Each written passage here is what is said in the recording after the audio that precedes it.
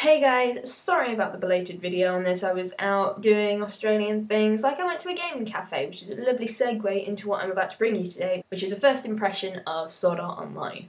Now, Sword Art Online was the thing that I was the most excited about this season, which to be honest wasn't that difficult because, you know, it's summer season. What do you want from summer season? It's always going to be a little bit lackluster. So, for those of you who don't know, Sword Art Online is a light novel series by Reiki Kawahara and has been adapted into 3 mangas and I think video game, not heard anything about that video game, but apparently a video game and an anime now. The story of Sword Art Online is set in the year 2022 when virtual reality games are a thing. We've only got like 10 more years before that's a thing. And at the time that the anime is set, the virtual reality, massively multiplayer online role-playing game Sword Art Online is released with 10,000 copies in the original batch. Using the Nerve Gear, which is a virtual reality headset, players can go into the world of Sword Art Online and moves are simulated and it feels like you're really there because it's virtual reality and that's really cool. But the thing is, there is a catch to this game. Oh, you're just gonna get in my frame, are you? Yep.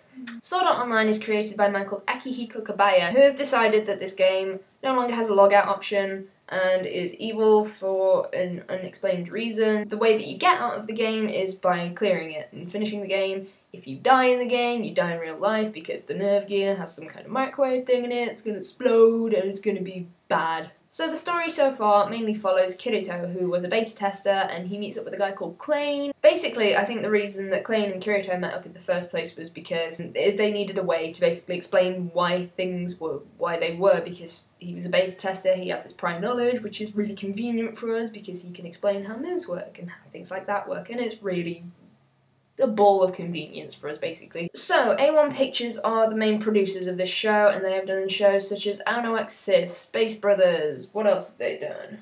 Anohana, Kanagi, Working, loads of things. A1 Pictures are a really good production company. They have done some of my favourite shows, not my favourite shows, but in my top few shows. The director is one to talk about because the director is called Tomohiki Ito. He's done odd episodes where he's directed them. He was the director of Occult Academy, which was a show I didn't watch. Apparently it started off really good and got a bit lame towards the middle. He has done a lot of storyboarding on shows like Chihai Furu and Ano Exorcist, and shows that I've really enjoyed that have been quite recent. And he's also the assistant director of the movie The Girl Who Leapt Through Time, so that's a point in his favour.